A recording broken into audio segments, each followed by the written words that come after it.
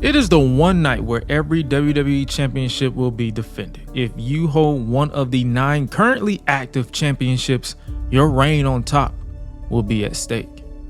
Or at least that's what I thought it was. But live from Jeddah, Saudi Arabia, the WWE revitalizes the Night of Champions moniker for the first time since 2015, where most of the championships will be on the line at what has been dubbed a triple main event experience, one of which will see the crowning of a new WWE World Heavyweight Champion. With the event taking place this upcoming weekend over on Peacock, I thought why not show you how I will book the event, which at the time of this recording has a confirmed 7 matches going down in the Jeddah Superdome. So sit back, relax, and let me show you how I will book the 2023 WWE Night of Champions Premium Live event. Pay-per-view for those who care about the semantics of me saying premium live event. We are live from the Jeddah Superdome from Jeddah, Saudi Arabia for the highly anticipated WWE Night of Champions event with 3 star-studded main events on tap, including the crowning of a brand new World Heavyweight Champion. Kicking off the event, we'll see a David versus Goliath situation on tap as Mustafa Ali challenges the undefeated, dominant, longest reigning Intercontinental Champion of the modern era, the Ring General Gunther, for what many has considered to be the Workhorse Championship. Ali has the disadvantage but wishes to remain positive that he'll be the one to finally put a stop to the dominance of the longest reigning United Kingdom champion in WWE history, but that will be easier said than done. This match kicks off with Ali trying his best to take the fight to Gunther, and he has the champion rocked initially, but of course that doesn't last long as Gunther immediately chops him down and proceeds to powerbomb him, looking to send this match home early, but Ali kicks out at 2, which should upset the champion, but a smile creeps upon his face because he knows he has the chance to inflict more punishment on Positivity Ali, which he does to the point where the official questions if Ali wants to give it up, but he doesn't. And when Gunther goes to inflict more punishment, Ali catches the champion off guard with a kick and gains an ounce of adrenaline and has the champion rocked numerous times, even gaining a very close back-to-back near falls. But Ali was caught when he attempted a Hurricanrana, which the champion quickly transitioned into an avalanche powerbomb on the challenger and maintained his grip and connected with the last symphony, pinning Ali to retain the championship. Even though Ali was able to mount some form of offense here and there, it wasn't enough to stop the dominance of the Ring General as his title reign continues. This next match is beyond personal. Once WrestleMania tag team partners turned bitter enemies collide when the history maker Becky Lynch clashes with the legendary WWE Hall of Famer Trish Stratus. Becky doesn't even wait for the match to begin as she takes the fight to Trish on the outside as she's making her entrance, with Becky maintaining control over the woman who insulted her 2-year-old child. Trish eventually escapes her grasp and rushes into the ring to eventually create some distance, but Becky is not too far behind, and once the bell officially rings, Becky continues her assault until Trish lures her in by using her emotions against her and goes on the attack with slaps and kicks all over Becky's body, even whipping out a few suplexes for good measure. But Becky doesn't stay down and responds with suplexes of her own. But Becky doesn't go for the pin. She continues the assault. The referee asks her to put it away, but Becky shouts, "She wanted this. She'll have enough when I say she's had enough." Becky is still seeing red and continues assaulting Trish, even connecting with back-to-back manhandle slams to the point where the referee has to beg Becky to cool it, but the man ignores the official, which forces the referee to call the match off as Trish no longer can defend herself, which upsets the former women's champion, who in turn assaults the official before going outside to grab a steel chair and unleashes an assault on Trish before locking in to disarm her while shouting, "You wanted this, Trish. You asked for this, bitch." And after some time, Becky finally releases the hold, standing over the fallen Hall of Famer before walking away.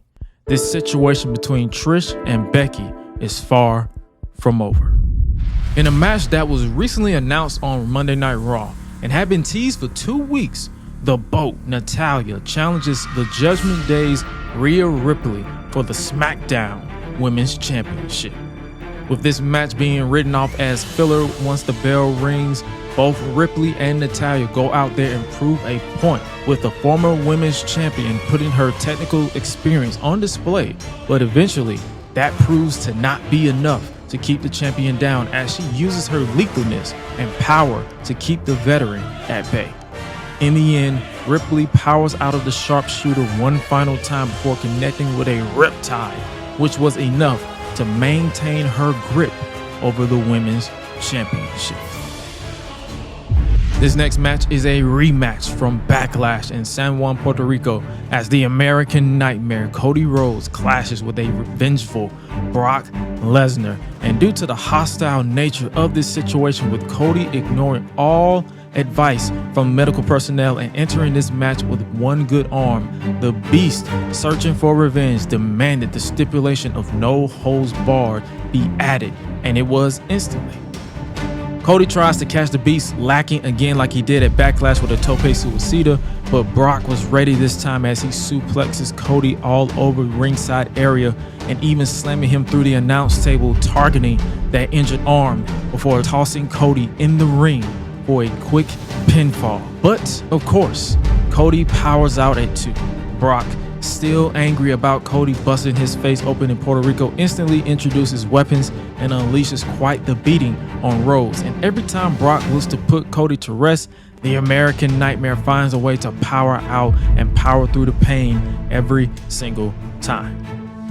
That final kick out angers the Beast, who removes his gloves and unleashes quite the assault on Cody, forcing the latter to bleed, gaining a receipt from Backlash.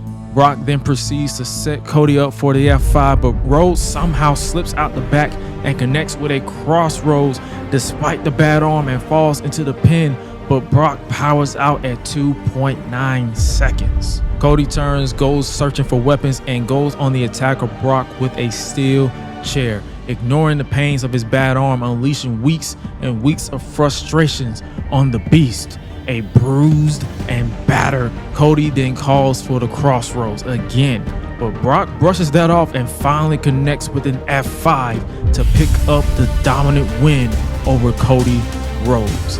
The Beast and Rhodes left it all out in the ring, but this battle goes to Brock Lesnar.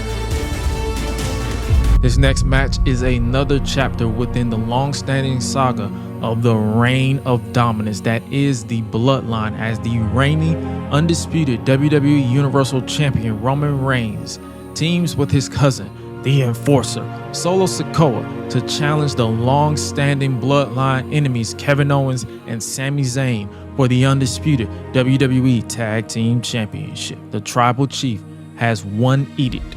Those titles are to return to the family, and if the Usos couldn't get the job done, he'll just have to do it himself. The match itself starts off with mind games between both Sami and Solo. One half of the tag team champions wants Roman to start instead, and after some hesitation, Roman obliges and tags himself in. Roman shouts at Sami, still feeling the effects of his betrayal in January at the Royal Rumble. I gave you everything. Why don't you just stay away? Roman goes to strike, but Sami saw it coming and takes the fight to the champion, who has to reassess the situation before tagging in his cousin to handle the business.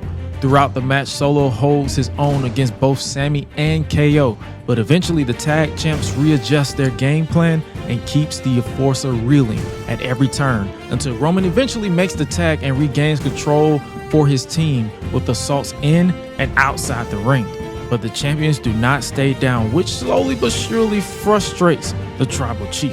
Roman soon tags Solo back in to handle some more business, but then KO catches Solo off guard with a kick and then attacks Roman before connecting with a stunner on the outside and leaves Solo alone to fight off the champions. KO connects with a stunner on the Enforcer before tagging Sami in, who connects with the haluva kick and looks to pin Solo to retain until someone attacks the referee from behind, knocking him out, and it's Jey Uso which upsets Sami, and that leads to KO going after the right-hand man. But then out of nowhere, Jimmy Uso kicks him, and both brothers surround the ring and looks to attack Sami, who's all on his own.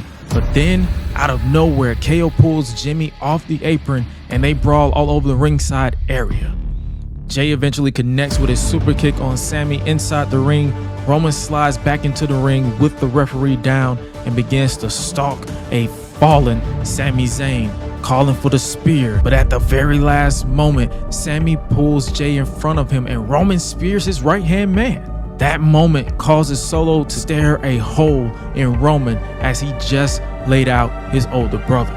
Roman tries his best to calm the situation, feeling the tension between him and his younger cousin, until he's caught with a super kick out of nowhere from Kevin Owens. Solo then goes on the attack of KO with the Tribal Chief down, an attempt at the spinning Solo, but KO breaks free and connects with back-to-back stunners on Solo before Sami catches Solo with a roll-up as the referee comes to and catches the 3 to retain the titles. Sami Zayn and Kevin Owens retains the tag team titles, but the cracks within the bloodline continues to cost them everything. This next match is another showdown for the Raw Women's Championship as the Twisted Empress Asuka challenges the longest reigning women's champion of the modern era, Bianca Belair, in a rematch from WrestleMania. Before the match begins, Asuka attempts to miss Bianca, but the champion had that scouted this time and went on the assault of the challenger. But the experience of Asuka comes into play and she responds in kind with various strikes and submission holds, which Bianca powers out of. And speaking of power, midway through, the champion remembered her power advantage and kept the challenger at bay, but not out, as Asuka kept herself in the fight, even somehow kicking out of the KOD, which begins to frustrate the champion. Bianca then heads to the top and attempts the 450 splash, but Asuka got out of the way at the very last second before locking in the Asuka lock on the champion, looking to secure another reign with the women's title. But despite everything, somehow, someway, Bianca found a way to fight out of it before she's caught with the guillotine. And after some more fight, Bianca passed out in the hold, awarding Asuka the win and the championship. Bianca got her lick back for the miss to the face, but her will to fight in her historic title reign was broken courtesy of the Empress. And now, it is time for the main event of the evening. It started with 12 men and now we're here.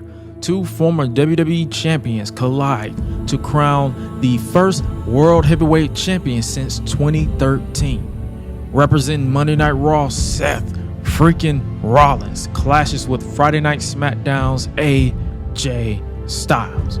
Per the orders of Triple H, if AJ were to win, he'd be transferred to Monday Night Raw, who will leave the Jeddah Superdome a part of history. Once the bell rings, the match is about as equal as you'd expect. Rollins bringing the fight to Styles in only his 4th match since returning from injury during the WWE draft, but Styles is here to remind everyone, Rollins included, that he is still one of the best to lace up a pair of wrestling boots. Goes the strike route with a few kicks and punches to the face. As the match reaches its climax, Rollins and Styles exchange some of their best offense, but couldn't keep the other man down, scoring near fall after near fall. The ending comes when Styles attempts to pull a play he hasn't played in years and attempts to connect with a spiral tap, but Rollins got out of the way at the very last moment and connected with a super blackout on Styles and covered Styles to pick up the win and the championship. Despite being evenly matched as competitors, it was the visionary, the revolutionary Seth freaking Rollins able to will himself to the finish line to leave the Jeddah Superdome as the World Heavyweight Champion. Following the match, the WWE Universal Champion Roman Reigns walks out and acknowledges the fact that he's no longer the sole World Champion in WWE, and his counterpart is someone he has never beaten.